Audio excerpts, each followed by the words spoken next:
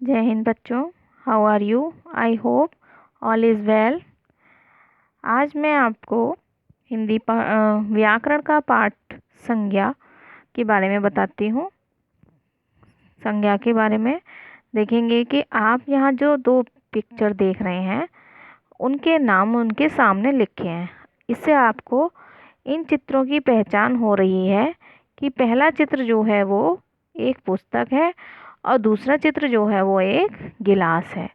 तो गिलास एक नाम गिलास का है जिससे हम पानी पीते हैं, पुस्तक वो है जिससे हम पढ़ते हैं। तो इन दोनों वस्तुओं के नाम हैं। अब यहाँ देखेंगे कि एक दूसरा चित्र बना हुआ है जिसमें कि पर्वत की आकृति दिखाई दे रही है और नदी की। तो यहाँ पर इन आकृतियों के भी नाम हैं, यानी कि हर एक चीज़ के एक ना एक नाम जरूर होता है। संसार में जितनी भी चीज़ें हैं वो सब एक नाम से ही जानी जाती हैं। आगे हम देखेंगे संज्ञा की परिभाषा। हम संज्ञा का मतलब क्या है कि व्याकरण में किसी भी प्राणी, व्यक्ति, वस्तु या स्थानीय भाव के नाम को संज्ञा कहते हैं। जैसे कि आपको पता है कि बरगद क्या है? एक पेड़ का नाम। गुलाब फूल, हिमालय पहाड़, क्रोध क्या है? भाव है, ये गुस्सा।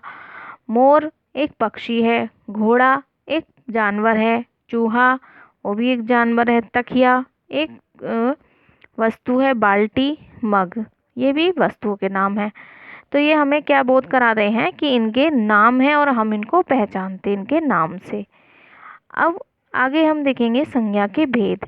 संज्ञा के निम्नलिखित 3 भेद होते हैं। नंबर 1 है व्यक्तिवाचक संज्ञा। जब हम किसी विशेष व्यक्ति को किसी प्राणी, वस्तु या स्थान के बारे में बताते हैं तो वह व्यक्तिवाचक संज्ञा कहलाता है। जैसे आप देखेंगे यहाँ पर गंगा नदी सबसे पवित्र है। गंगा क्या है? किसी नदी का नाम है। हमने यहाँ गंगा नदी का नाम से बताया कि वह सबसे पवित्र है। गुलाब का फूल बहुत सुंदर है, खूबसूरत है। गुलाब यानी कि गुलाब फूल का नाम है। फूल तो सभी खूबसूरत होते हैं लेकिन यहाँ हमने गुलाब के फूल का वर्णन किया है। चूहा सफ़ेद रंग का है। चूहा एक जानवर है, तो यहाँ चूहा की विशेषता बताई है। राहुल द्रविड़ अच्छा खिलाड़ी है। खिलाड़ी बहुत सारे होते हैं लेकिन यहाँ पर हमने राहुल द्रविड़ के बारे में बताया है। कुतुब मीनार ऊंची इमारत है। तो कुतुब मीनार की विशेषता क्या हो गई? ऊंची इमारत। तो यहाँ हमने क्या बताया है? इन सब के अलग अलग नाम से इनके बारे में बात की है। तो ये क्या हो गए? व्यक्तिवाचक संज्ञा। आगे देखेंगे हम जातिवाचक संज्ञा। जातिवाचक संज्ञा क्या है? जब हम किसी प्राणी, व्यक्ति, वस्तु, स्थान की पूरी जाति के बारे में बात करते हैं तो वह जातिवाचक संज्ञा कहलाती है, जिसमें हम किसी विशेष व्यक्ति का नाम, किसी वस्तु का नाम या स्थान का नाम नहीं लेंगे, केवल उसकी जाति का नाम लेंगे। जैसे पक्षी उड़ रहे हैं, पक्षी शब्द जो है वो एक विशेष व्यक्ति के लिए, पक्षी के लिए नहीं कहा गया है, यानी कि यहाँ पे किसी पक्षी का नाम नहीं लिया गया है, केवल पक्षी शब्द का यूज़ किया है, जिसका मतलब है कि यहाँ पर पक्षी उड़ रहे हैं। तो ये एक जाति हो गई पक्षियों की। नदी का बहाव तेज है। जिस नदी का हमें नाम नहीं पता है, अचानक से वो नदी अगर हम देख लेते हैं उसका बहाव तेज होता है तो हम उसको नाम से नहीं बल्कि नदी के नाम से ही बोलते हैं कि नदी का बहाव तेज है। जानवर सड़क पर जा रहे हैं। कई सारे जब जानवर एक साथ सड़क पर जाते हैं तो उसमें से हम अलग अलग नाम लेकर नहीं बताते हैं बल्कि उन सबको एक साथ बताते हैं, तो जानवर का प्रयोग करते हैं। तो ये उनकी जाति होती है। जैसे कि गाय होती है, बकरी होती है, भैंसें होती हैं, वो सब एक साथ जब चरने जाती हैं तो सड़क पर भीड़ हो जाती है, तो उसी बात को कहा गया है जानवर सड़क पर जा रहे हैं। आज विद्यालय बंद है। विद्यालय यानी कि बहुत सारे विद्यालय होते हैं, तो विद्यालय सभी बंद हैं। तो यहाँ पर हमने किसी एक विशेष का नाम नहीं लिया है। मुझे साइकिल चलाना है।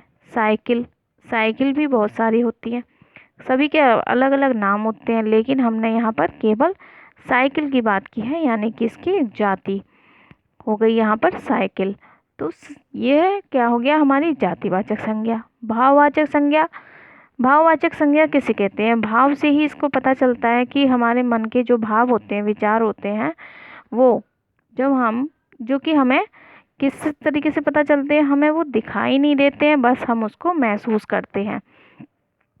तो जब हम किसी व्यक्ति या वस्तु को के गुण, दोष, स्वभाव, दशा, स्थिति या भाव को का बोध कराते हैं तो वह भाववाचक संज्ञा कहलाती है। जैसे बच्चे को प्यास लगी है, प्यास यानी यहाँ पे पानी के लिए शब्द यूज़ किया गया है, प्यास।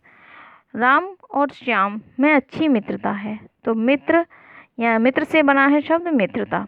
मित्रता शब्द भाववाचक संज्ञा है, जो कि हमें मित्रता दिखाई क्या महसूस होती है कि हाँ, दोनों में अच्छी मित्रता है। तरबूज बहुत मीठा है। तरबूज जो है देखने से ही कभी कभी पता चल जाता है कि ये बहुत मीठा है, तो हम उसको टेस्ट करते हैं, तब उसकी मिठास का पता चलता है। ताजमहल की सुंदरता अद्भुत है। ताजमहल जो कि आपको पता है कि सुंदरता की मिसाल है, तो सुंदर है यानी कि ताजमहल बहुत सुंदर इमारत है, सुंदरता का भाव इसमें झलक रहा है, तो ये भी एक भाववाचक संज्ञा होगी। वह आदमी बहुत लंबा है, तो वहाँ पर लंबाई की बात हो रही है एक व्यक्ति की, तो उसमें लंबा व्यक्ति है तो वो लंबाई उसकी बहुत है, तो वो क्या हो गया, एक भाव हो गया कि वो लंबा है। बच्चा, अब यहाँ पे कुछ शब्द जो हैं वो भाववाचक शब्द बनाते हैं। जैसे बच्चा शब्द से बनता है बचपन, मित्र शब्द से बनता है मित्रता, मीठा शब्द से बनता है मिठास, पीना या पानी, इन शब्द से बनेंगे प्यास, खाना शब्द यानी कि भूख, और क्रोध शब्द है क्रोधी।